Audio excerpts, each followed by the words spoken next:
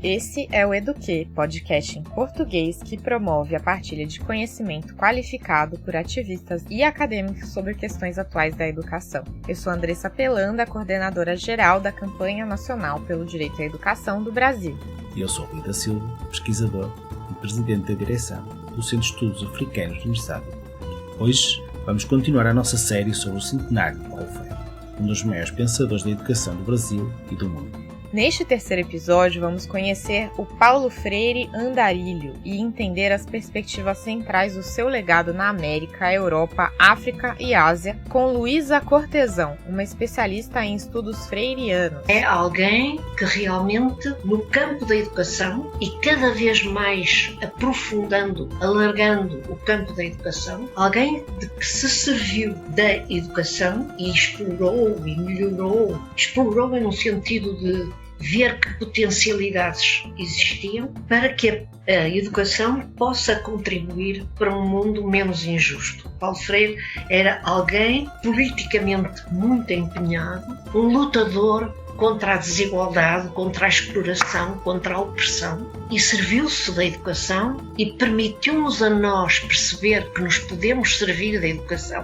através da obra dele. Luísa Cortesão é portuguesa e professora catedrática jubilada da Faculdade de Psicologia e Ciências da Educação da Universidade do Porto, cofundadora e atualmente presidente da direção do Instituto Paulo Freire de Portugal.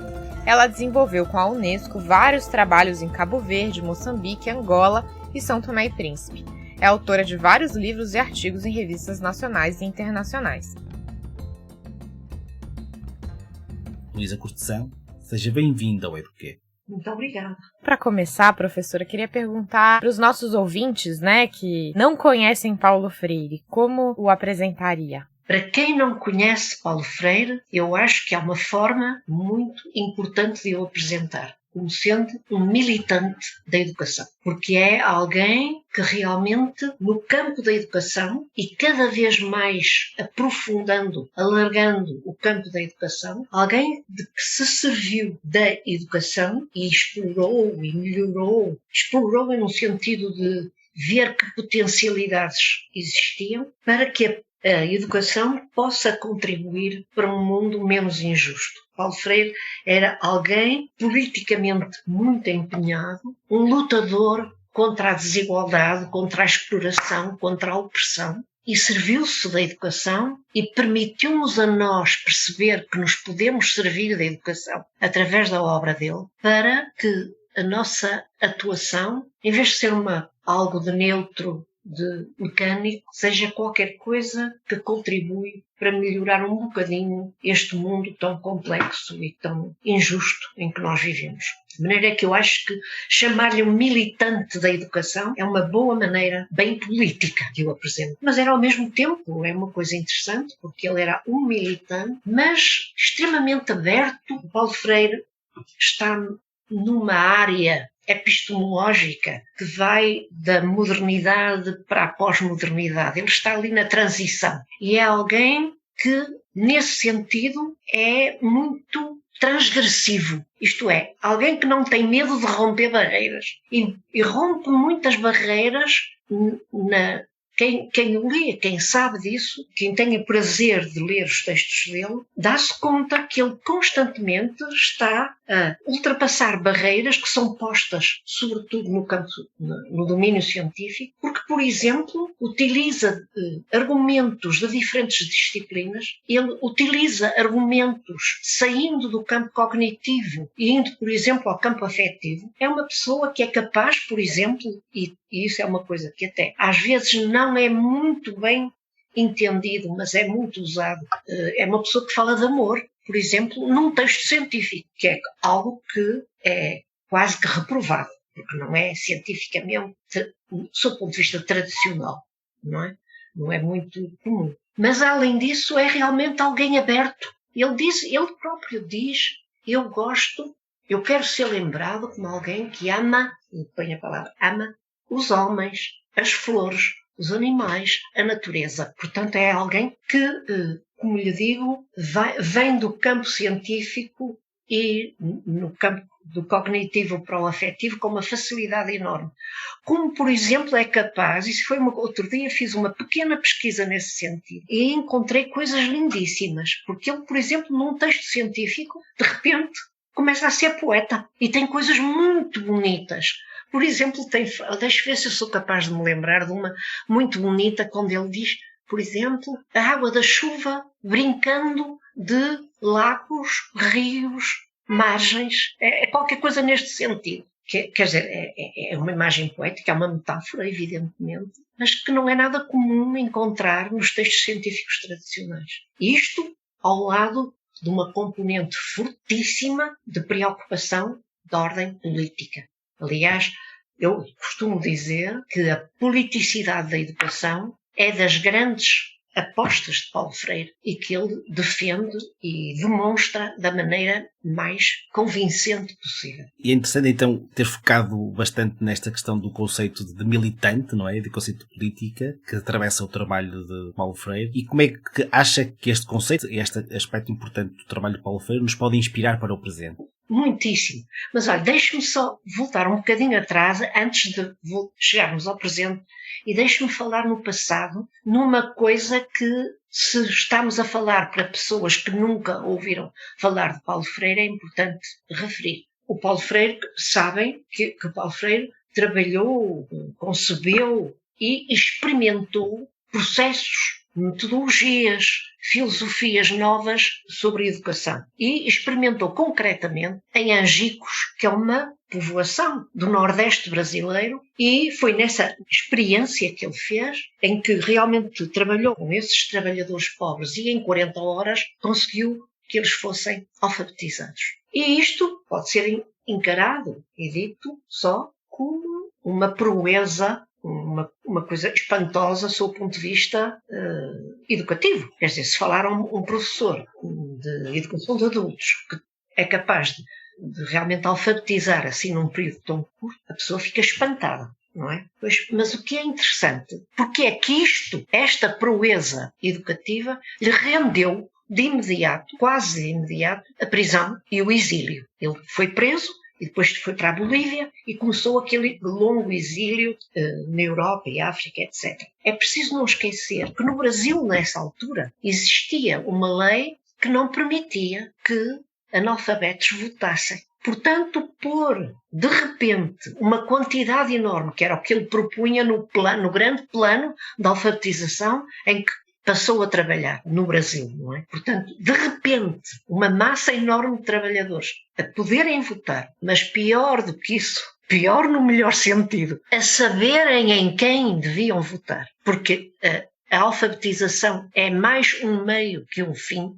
O meio é, através da alfabetização, realmente, o fim é conscientizar. E, portanto, ter a consciência dos seus direitos e lutar por eles, não é? Ora, imaginem o que é para um governo e uma organização que se estava a formar nessa altura no Brasil, que deu origem à ditadura, que vocês tiveram durante bastante tempo. Imaginem o que é, de repente, uma massa enorme de pessoas pobres que de repente passaram a poder votar e a saber em quem podiam votar e em quem queriam votar.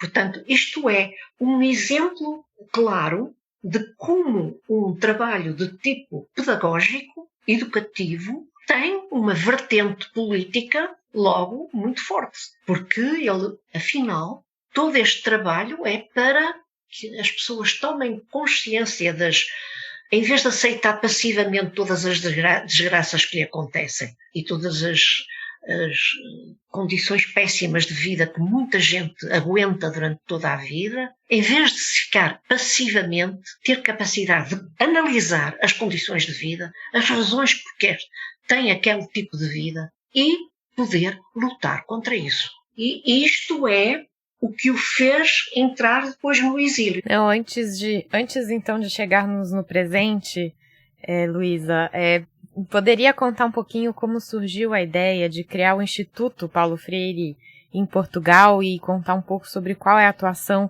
dessa instituição? Não se esqueçam que Portugal também teve uma ditadura, a mais longa ditadura da Europa. E depois houve o 25 de Abril. E o 25 de Abril foi uma revolução espantosa em que realmente, praticamente sem derrame de sangue, se acabou com aquela ditadura e foi uma explosão de democraticidade, das pessoas darem-se conta de que eram livres e que podiam ter opiniões, podiam discutir, podiam reivindicar, que era uma coisa que não acontecia, nem se sabia que existia. Portanto, foi depois do 25 de Abril. Bom, mas o que acontece é que a minha faculdade começou a formar-se, mas bastante mais tarde, não é? Anos 80 e tal.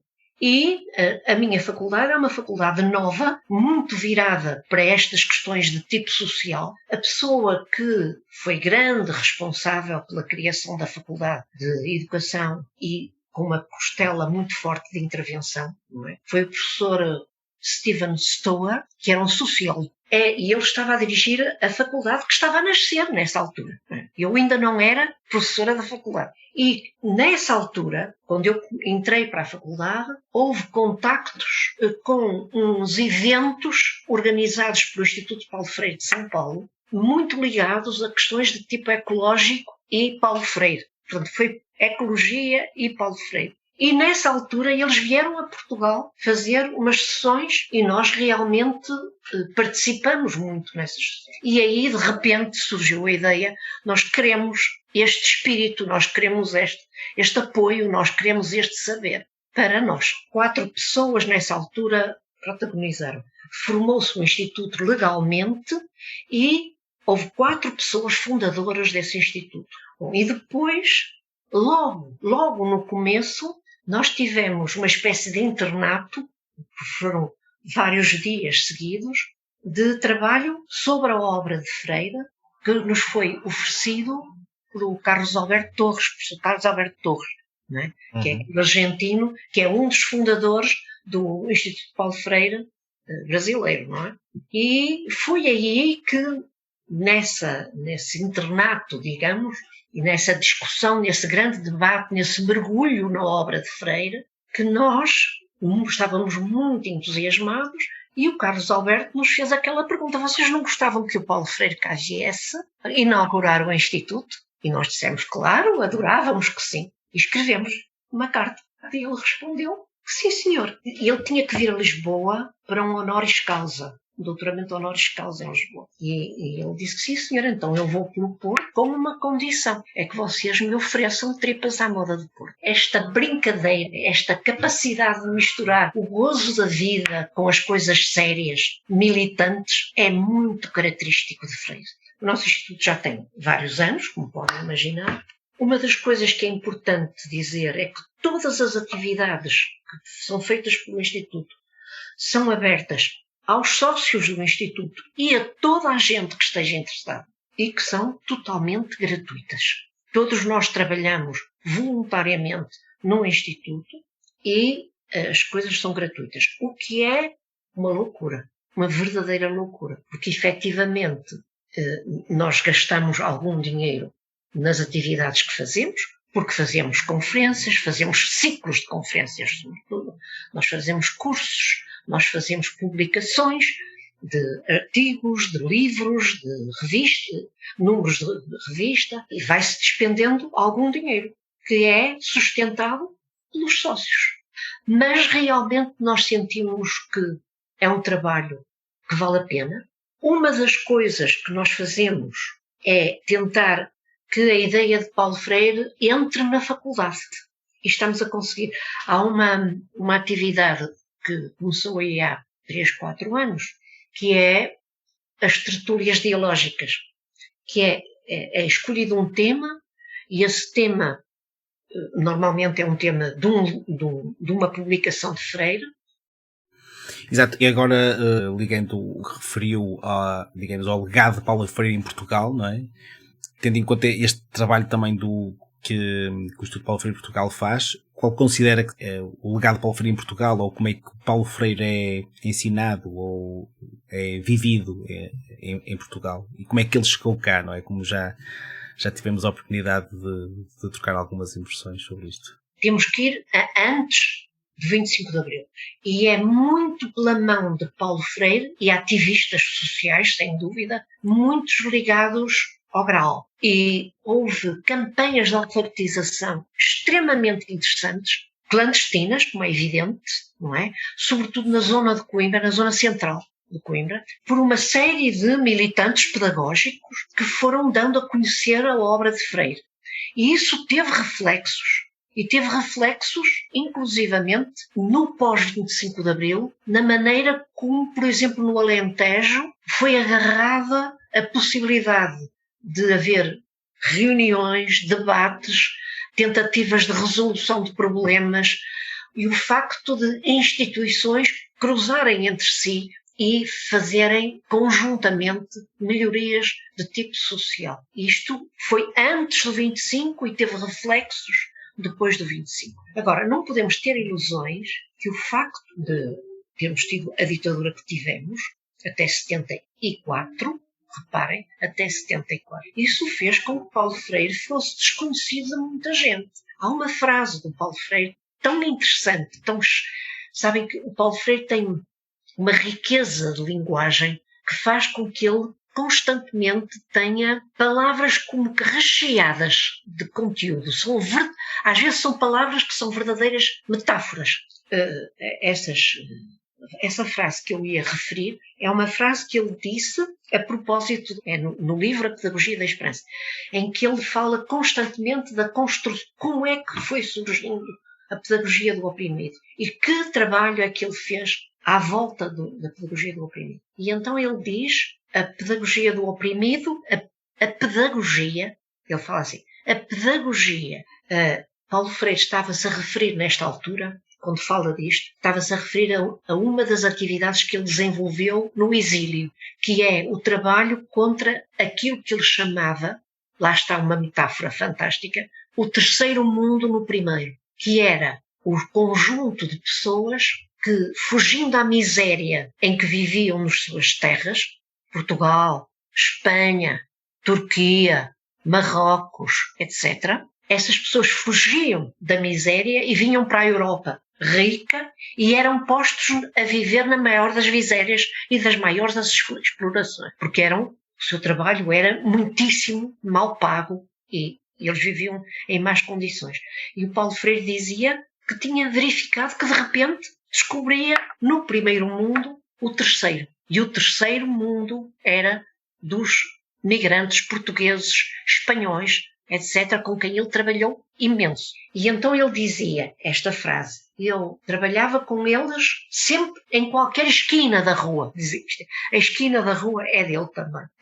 Trabalhava com sindicatos, conversávamos, discutíamos, mas não podia ir a Portugal e a Espanha. E a frase agora é assim, porque o Portugal de Salazar e a Espanha de Franco não nos queriam nem à pedagogia, nem a mim. Portanto, ele punha dois atores aqui em jogo, que era o autor Paulo Freire e a obra A Pedagogia.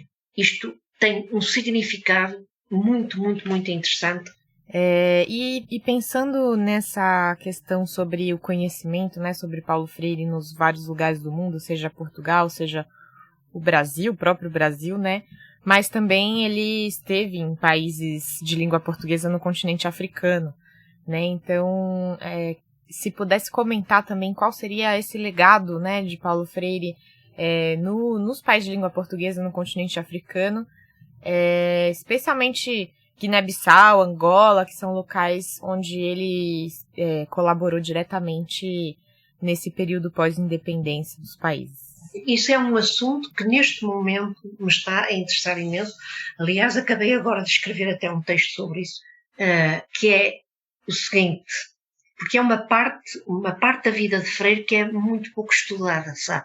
Quando o Freire vem para a Europa, ele entra numa Europa espantosa. Nessa altura é o rescaldo do maio de 68 e de todo o burburinho político, sob o ponto de vista cultural, sob o ponto de vista científico, sob o ponto de vista social. A Europa estava toda muito efervescente. E agora tenho que fazer um pequeno parênteses para poder defender o que vou defender a seguir, que é o seguinte. Reparem outra vez na frase que eu disse há bocadinho, quando Paulo Freire disse Portugal de Salazar e a Espanha de Franco não nos queriam nem à pedagogia, nem a mim. O que é que ele queria dizer com a pedagogia? A pedagogia é, obviamente, eu estava-se a fazer referência à obra Pedagogia do Oprimido, na qual ele tem um percurso teórico interessantíssimo, porque ele, tal como acontece com todos os outros sociólogos, psicólogos, etc., dessa época, dos anos 70, dos explosivos anos 70, o Paulo Freire faz a denúncia da escola como instrumento que contribui para a reprodução social, para a estratificação social. Paulo Freire faz isso, por exemplo, não é preciso dizer mais nada, com o conceito metáfora, cá está, ensino bancário. É uma metáfora, reparem, porque a gente vê logo o professor a depositar na cabeça do aluno o saber que ele tem de reproduzir igualzinho. Se não reproduzir igualzinho, não tem boas notas. E exatamente isto corresponde ao mesmo tipo de atividade de alguém que vai ao banco, põe lá o dinheiro e quer que o dinheiro fique seguro ali dentro, não é? Pronto. E então ele descodificar denunciar de um papel da escola, não como habitualmente muitos românticos fazem no sítio muito bonito, onde se vai aprender a ler e a escrever e não sei quantos. Realmente o que os sociólogos dos anos 70 todos disseram foi que a escola, de uma maneira não explícita, contribui para a reprodução da estratificação social, isto é, para que haja uns alunos que vão ter sucesso, outros alunos que não vão ter sucesso. E os que não têm sucesso são aqueles que são de estratos sociais culturalmente distantes daquilo que a escola aceita e valoriza. Portanto, dito por Freire, os oprimidos, não é? Mas Freire, ao contrário do que aconteceu, por exemplo, com Bourdieu, que faz o espantoso livro da reprodução, ou do Bolzivintis, etc., todos aqueles sociólogos dos anos 70 que fizeram a denúncia do papel reprodutor da escola, Freire, na pedagogia do oprimido, o que é que faz? Faz a denúncia e faz o anúncio. Isto é, ele concebeu e experimentou, já em Angicos, formas de que a escola, em vez de ser reprodutora, seja, pelo contrário, uma instituição que ajude os cidadãos a assumirem os seus direitos, não é? Portanto, não fica pela denúncia, como todos os outros autores da época dos anos 70, 75, mas faz o anúncio. Portanto, e como é que ele faz, portanto? E agora isto é que é muito importante para perceber. Ele faz isto estudando, fazendo a análise científica do processo educativo e a análise e a concepção de formas de que a aprendizagem seja significativa para os alunos. Estão a ver? Quer dizer, em vez de ser uma coisa fria e distante, algo que tenha que ver com os problemas, com os saberes, com as dificuldades, com os sonhos das pessoas que estão a aprender. E, portanto, ele fazia pesquisa e, com a denúncia, ele fazia ação de intervenção. Foi por isso que ele foi corrido do Brasil rapidamente pela ditadura, não é? Porque tinha intervenção. Ora, o que é que aconteceu? Aconteceu que ele estava em Geneve, no Conselho Mundial das Igrejas, estava em Geneve, ligado à Universidade de Geneve, e de repente aparece-lhe um convite para ir à África, à Zâmbia. A Zâmbia, que é um país dentro da África, um pequeno país. E eu sempre achei muito estranho, porque é que ele ficou tão entusiasmado, porque é que ele foi imediatamente à Zâmbia. Recebeu este convite e em 71 estava na Zâmbia. Ora bem, a Zâmbia, eu só lhe vou dar assim 2 ou 3 toques. A Zâmbia era um país que tinha uma forma africana de socialismo. O presidente era o Júlio Nyerere, o professor. E era um país onde estava nada mais, nada menos que um conjunto de pessoas a trabalhar numa atividade de ponta, nessa altura de ponta da educação, que era a investigação, a ação participativa. Ora, Freire já fazia isso e, portanto, quando soube que havia a possibilidade de ir ver e conviver com as pessoas que faziam isto, Freire vai à África. E então está com Bud Hall, está com False Bourdin, está com Nyerere, etc. não é? Que está realmente num país culturalmente preservando as raízes africanas, mas socialmente comprometido e a fazer o tipo de trabalho que ele fazia sozinho em Ângicos. Sozinho, quer dizer, com a equipa dele, em Ângicos. E depois disso, é por isso que é pouco conhecido, porque o que se fala é que ele, e é muito importante, claro, ele, nesta altura é 71. Reparem, 71, o 25 de Abril foi em 74. E então ele o que faz é entrar em contacto com todos os movimentos revolucionários dos países, das colónias portuguesas. Ele trabalhou encontrou-se com MPLA, com todos os da Guiné, com Santo Tomé. Ele encontrou-se também com gente de Moçambique, de Frelimo, de Angola. Portanto, ele contactou com os movimentos revolucionários, porque não podia ser de outra maneira. Entretanto, também aconteceu que na Guiné ele começou a trabalhar já num projeto, mas depois não ficou por aqui. Tudo aquilo que se consegue ver agora é que ele, por exemplo, teve uma importância enorme, na verdade, subterraneamente, isto é, clandestinamente, por exemplo, de apoio às pessoas que lutavam contra o apartheid na África do Sul. E Paulo Freire não se ficou por andar na África. Paulo Freire foi a todo o mundo. Foi à Papua Nova Guiné, foi à Austrália, foi a uma série de... Não é por acaso que lhe chamam andarilho, porque ele foi a toda a parte e realmente contactou da maneira mais direta possível com as pessoas, com as suas culturas, com as suas formas de ser. E, portanto, a presença dele em África, hoje ainda há documentos publicados muito recentemente que dizem que ainda hoje se sente muito, por exemplo, na África do Sul, que continua a ter graves problemas de racismo, não é? E de discriminação, e as coisas de Freire ainda lá estão, e são discutidas, e são lidas, e são, portanto, dando apoio a movimentos de contestação. Portanto, a África é realmente qualquer coisa de extremamente importante.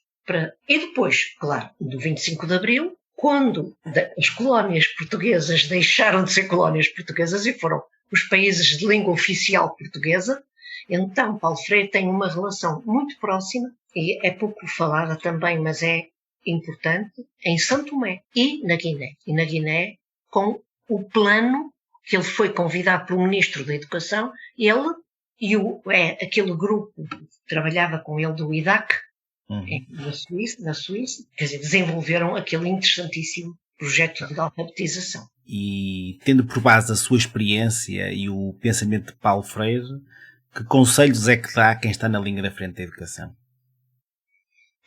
A primeira coisa que eu daria é um conselho que já é velho como tudo, mas que é muito, muito, muito atual, que é: vejam se conseguem pôr de lado a pedagogia do discurso, portanto, o ensino bancário que o Paulo Freire recusou.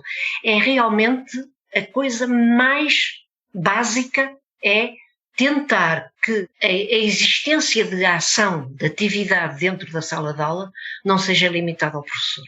O professor tem que ser uma fonte de inspiração, tem de ser uma fonte de estímulo, tem de ser uma fonte de debate, mas nunca de transmissão aos alunos de um saber já feito no qual os alunos são simples objetos de aprendizagem. E isso era o conselho que eu daria, que darei e que dou sempre que falo com professores.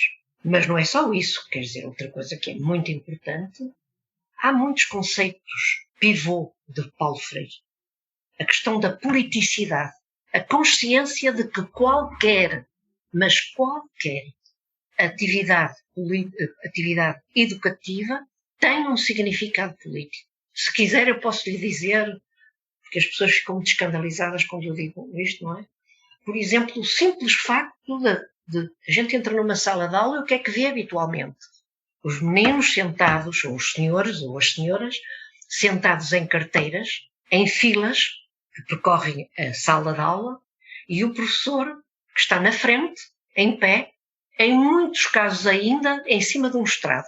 Antigamente, se quiser compor a pintura, por cima da cabeça do professor, na parede, era o crucifixo e o retrato do Carmona e do Salazar. O que é, como podem imaginar, extremamente simbólico. Aqui está a autoridade. E, portanto, o que é que os alunos veem na sala? Veem as costas dos colegas, só lhe veem a cara quando começam a portar-se mal e a virar-se de lado, mas o professor ralha, e veem o professor que sabe, que transmite o saber aos alunos que eles têm de aprender. E a grande alavanca que segura toda esta estrutura é a avaliação, que determina quem é capaz de reproduzir aquilo que o professor considerou importante ou não. E se não é capaz, tem más notas ou é reprovado e é expulso. Portanto, eu acho que basta isto para as pessoas perceberem que a educação é política, é tudo político, não é? Quer dizer, quando nós chegamos a uma sala e de repente dizemos assim, que feio que isto está, vamos pôr as carteiras todas à roda. Fazemos uma roda e nós sentamos no chão. Só este simples facto é logo uma indicação política de que a autoridade não é só o do professor, é de todos nós. Todos nós temos direito à palavra. E mesmo quando alguns educadores se assumem neutros, também estão a ter uma posição política, não é? Evidentemente. Não é? Nada há mais político do que uma neutralidade. Dos perigos grandes da nossa profissão é o professor ver-se como um executante das diretrizes que vêm do centro do sistema. E o professor tem que perceber que é um ator social e que tem o privilégio de, em certas circunstâncias, e se estiver muito atento e muito empenhado, de fazer uma marca naqueles alunos e de os despertar para serem, por exemplo, cidadãos. E poder sentir que estamos numa profissão, que não somos simplesmente instrumentos de algo que manda em nós, mas sim atores sociais intervenientes, é algo que torna a nossa profissão fascinante e que é preciso preservar e ajudar a manter. Muito bom, professora. Estou aqui com o Dicionário Paulo Freire e tem uma série... Dicionário Paulo Freire, ele tem uma série de verbetes sobre assuntos, né, temas que Paulo Freire abordou, e tem um dos artigos que é sobre presença no mundo, né? E eu queria trazer um trecho aqui que ele fala sobre não estar no mundo, mas estar com o mundo. E que é uma presença que se pensa a si mesma, que se sabe presença, que intervém, que transforma, que fala do que faz, mas também do que sonha, que constata, compara, avalia, valora, que decide, que rompe. E aí eu quis trazer esse trecho para dizer que tivemos uma aula hoje com você aqui sobre Paulo Freire, sobre seu legado, sobre o que ele viveu nesse mundo, né? E como ele esteve presente não só no mundo, mas com o mundo. E que bom que a gente tem a honra de ter. Sabe uma coisa? Na linha dessa frase que acabou de ler, há uma outra frase dele que eu acho que é extremamente significativa, mas que vai muito nessa linha, que é dizer: o mundo não é, o mundo está sendo. E nós estamos cá no mundo. Portanto, nós podemos intervir para que ele seja de determinada maneira. Luísa Cortesão, muito obrigada por ter vindo ao Eduquê. A transcrição deste episódio está disponível no site campanha.org.br e traduzida para inglês no site freshedpodcast.com.